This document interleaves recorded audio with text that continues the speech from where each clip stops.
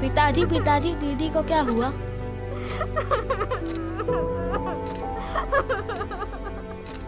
माँ, दीदी क्यों रो रही है?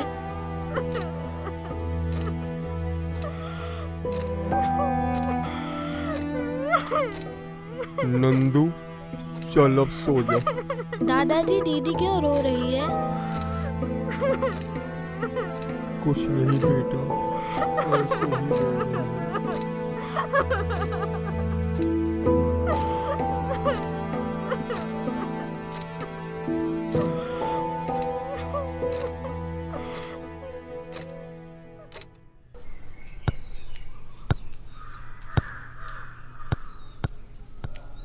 दादाजी दादाजी दादाजी, दीदी क्यों रोती रहती है?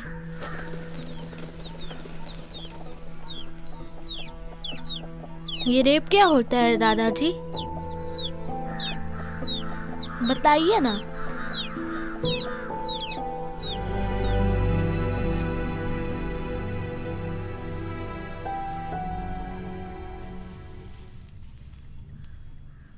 माँ, हाँ, मैंने आप लोगों से एक बात छिपा कर रखी है। कौन सी? मैं एक लड़के से प्यार करती थी। मालूम है। एक माँ को बच्चे के बारे में सब कुछ पता होता है, बिना कुछ बताए ही।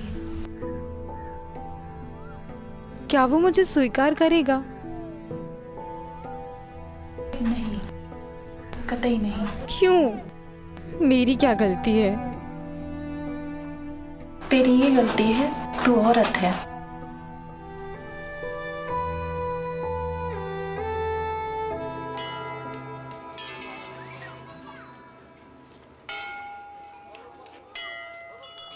क्यों बुलाया मुझे?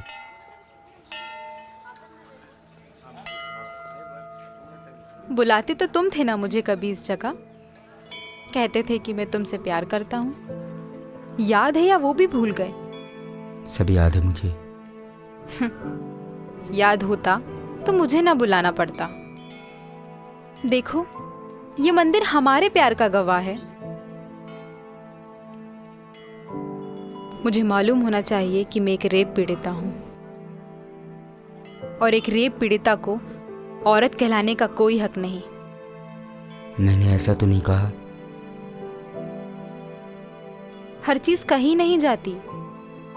प्यार में जीने मरने की कस्में खाने वाला प्रेमी जब अपनी प्रेमिका को देखकर सिर नीचा कर ले तो समझ लेना चाहिए कि प्यार की हार हो गई है। ये पता होते हुए भी मैं तुम्हारे पास आई। सोचा हमारे तुम्हारे बीच कुछ तो शेष हो। माँ ने सही कहा था, गलती मेरी है क्योंकि मैं एक औरत हूं। और पता,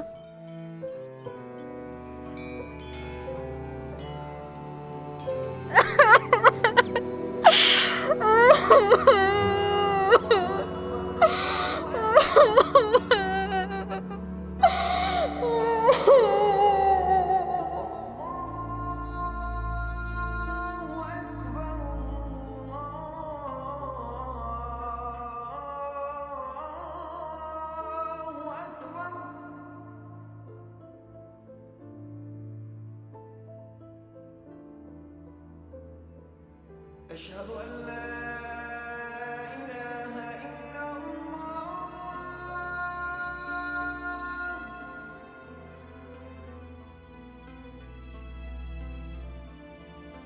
أشهد أن لا إله إلا الله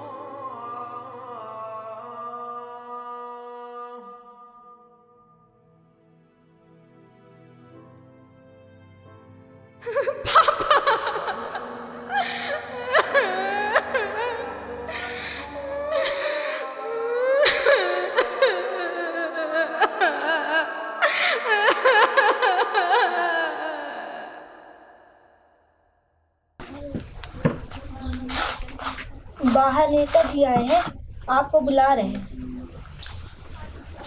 अच्छा चलो बेटा चलो, हम आते हैं, चलो।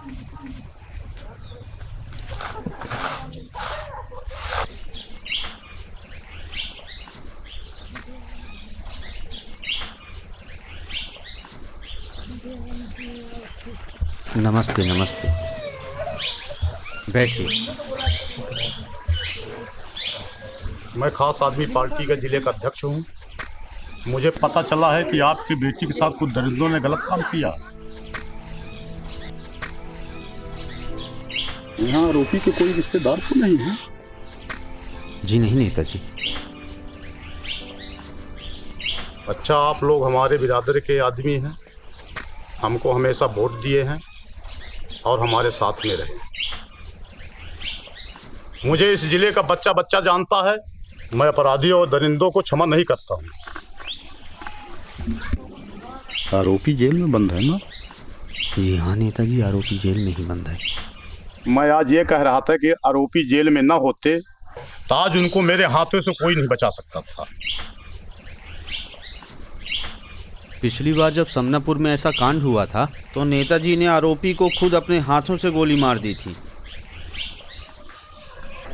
अच्छा तो मैं चलता हूँ, आज मेरी पार्टी की जरूरी मीटिंग है।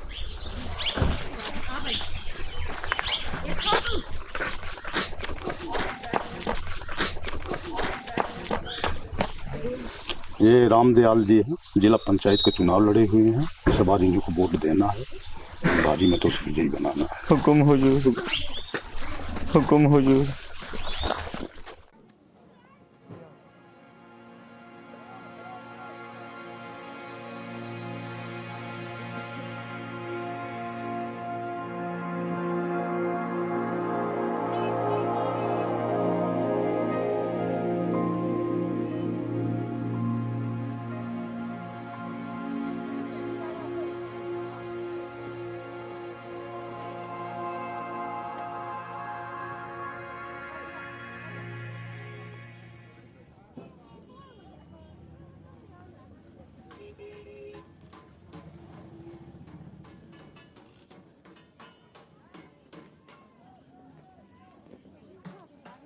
कैसी लग रही है?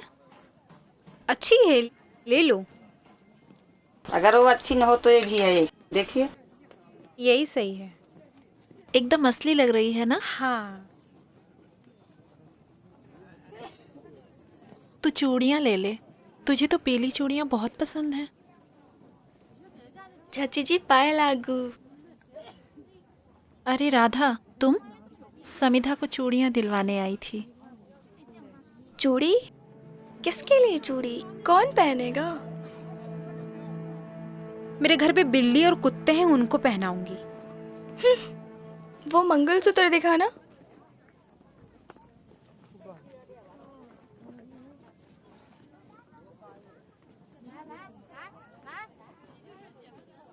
लोग कितने बेशरम है, मान मर्यादा सब चली गई, फिर भी आंखों में शर्म नहीं। चले आए बाजार करने। कितने का है ये? 120 रुपए का मैडम। दे दीजिए।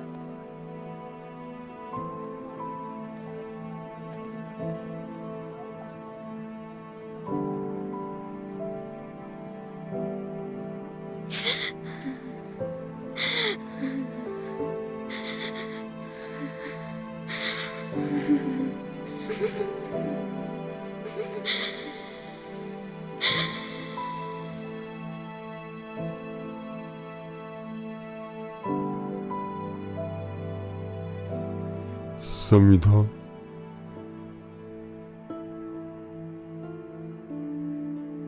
चल बेटा कॉलेज चले।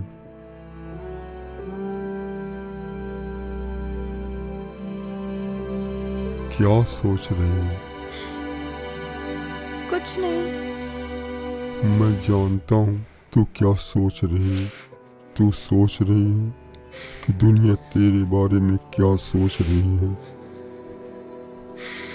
तू सोच रही है कि तू अपने कॉलेज में लोगों का किस प्रकार सामना करेगी।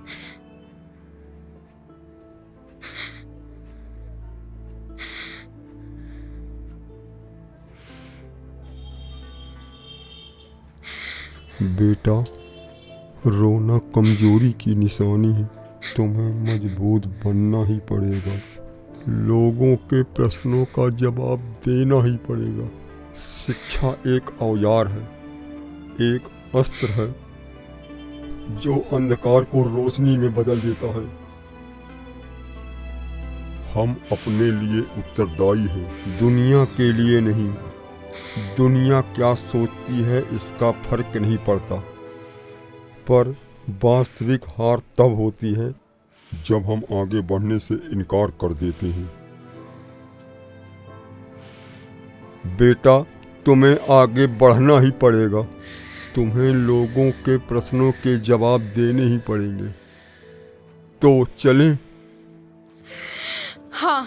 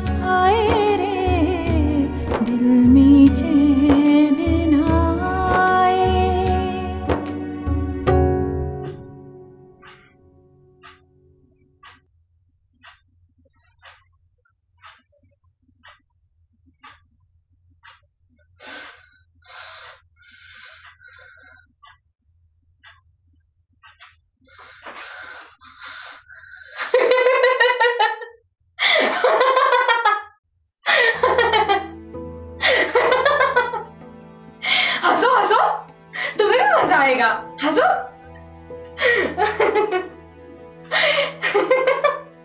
और हंसो क्योंकि दुनिया तुम पे हंसती है।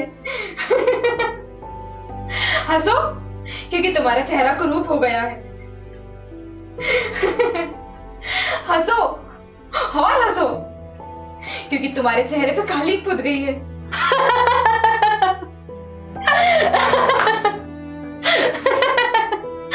हंसो, क्योंकि मेरी बेगुनाही की कोई सुनवाई नहीं।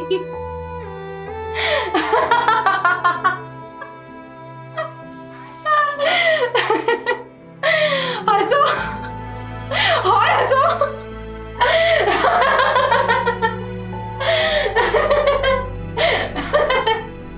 हंसो, क्योंकि मेरे दर्द से किसी को सरकार नहीं।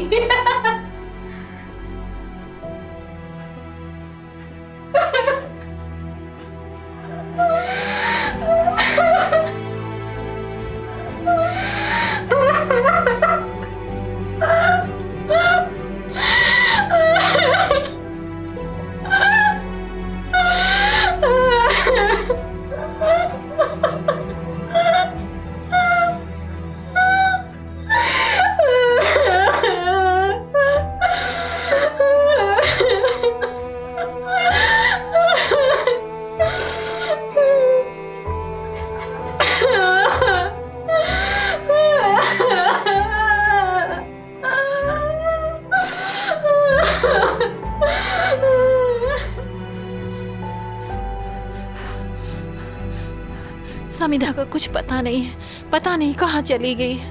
अरे कहीं गई होगी, सहेली क्या होगी, काहे परेशान हो? नहीं, मैंने सब जगह ढूंढवाया, मंदिर में, स्कूल में, बाजार में, कहीं कुछ पता नहीं। क्या हुआ? समिधा का पता नहीं है कुछ भी। मैंने पता करवा लिया। हे भगवान, इस उम्र में ये भी देखना था।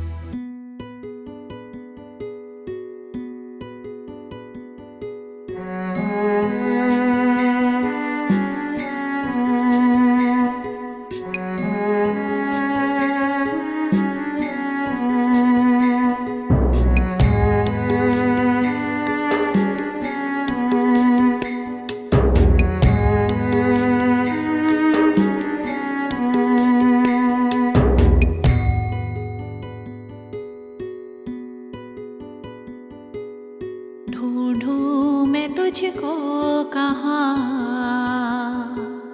खोया हुआ है जहाँ, मंजिल भी खोई हुई, रास्ता भी खोया हुआ, रास्ता भी खोया हुआ। ढूंढूं मैं तुझको कहाँ।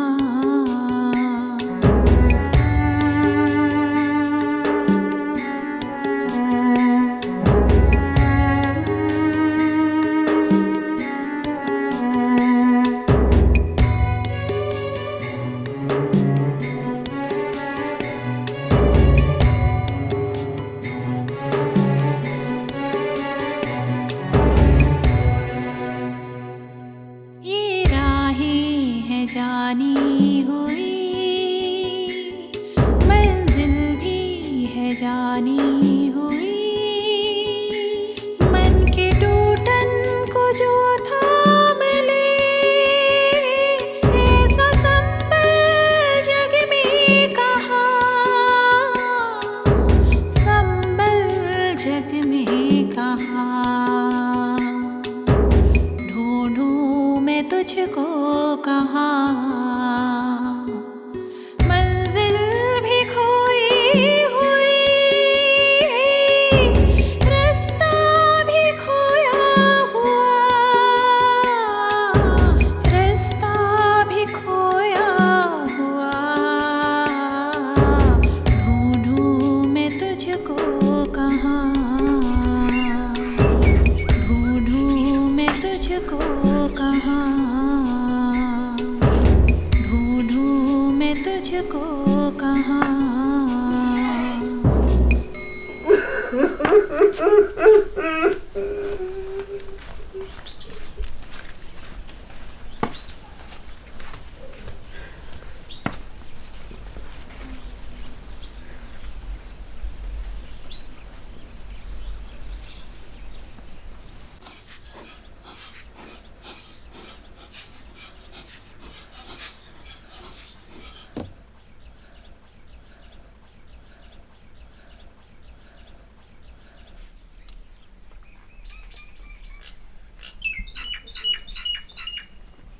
दादा, ओ दादा, समुद्र का देखे रहना अस्पताल में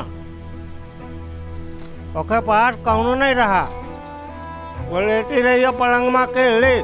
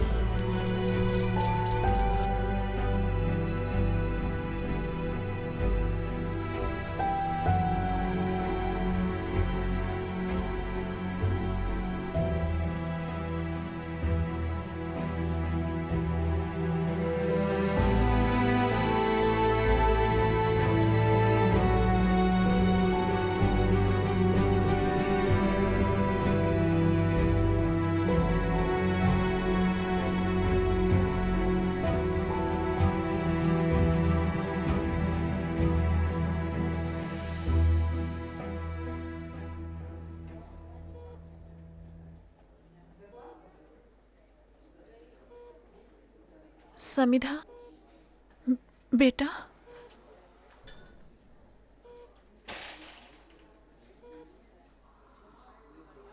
माँ, आप आ गई। कब से मैं आपका इंतजार कर रही थी।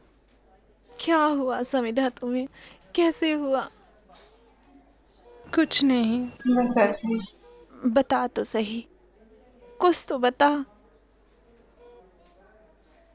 आपको मैं बताती हूँ ना, आपकी बेटी ने किडनी दान किया है। अच्छे से ध्यान दीजिएगा, ठीक है?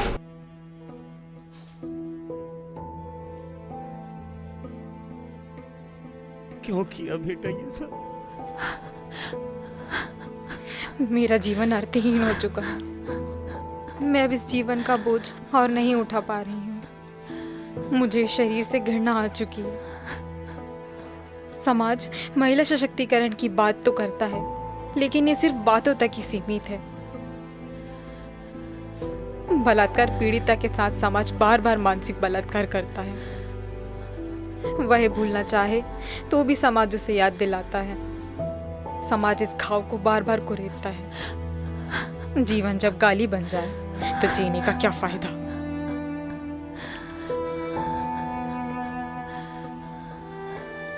मैंने आत्महत्या इसलिए नहीं की क्योंकि आप लोगों को दुख होता। एक दिन अखबार में मैंने पढ़ा कि किसी को शीघ्र किडनी की आवश्यकता है। मैंने सोचा कि मेरे जीवन का तो वैसे ही कोई मूल्य नहीं है, पर हो सकता है कि मेरे शरीर से किसी और का जीवन बच जाए। आप लोगों को इसलिए नहीं बताया क्योंकि आप लोग मुझे यहाँ आने नहीं देते। माँ, रो मत, मैं ठीक हूँ।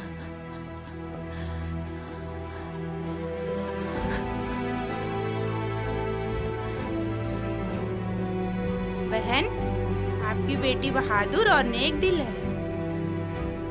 इसने किडनी देकर मुझ पर और मेरे बेटे पर बहुत बड़ा उपकार किया है। हम तो नाउम्मीद हो चुके थे, पर आपकी बेटी किसी देवी की तरह आई और मेरे बेटे की जान बचा ली। क्या मेरी बेटी ने अपने बारे में सब कुछ बताया? सब कुछ बताई, सारी कहानी बताई। दुनिया कुछ भी बोले, पर आपकी बेटी मेरे लिए एक देवी के समान है।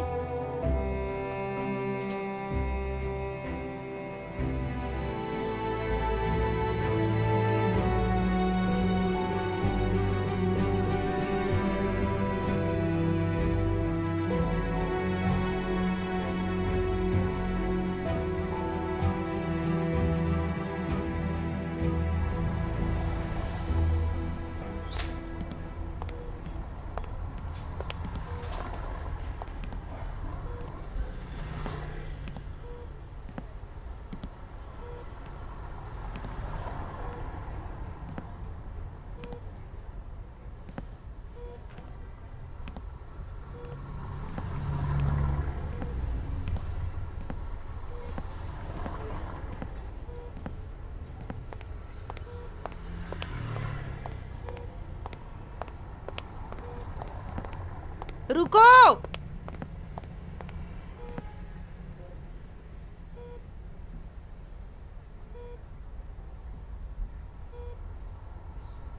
समिधा, मेरे पास आओ। बहन जी एक बात बोलूं? जी बोलिए। आप ना अपनी बेटी मुझे दे दीजिए। क्या?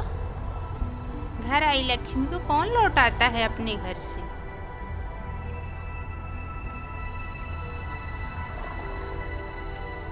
और फिर मेरा बेटा भी तो आपकी बेटी को पसंद करता है।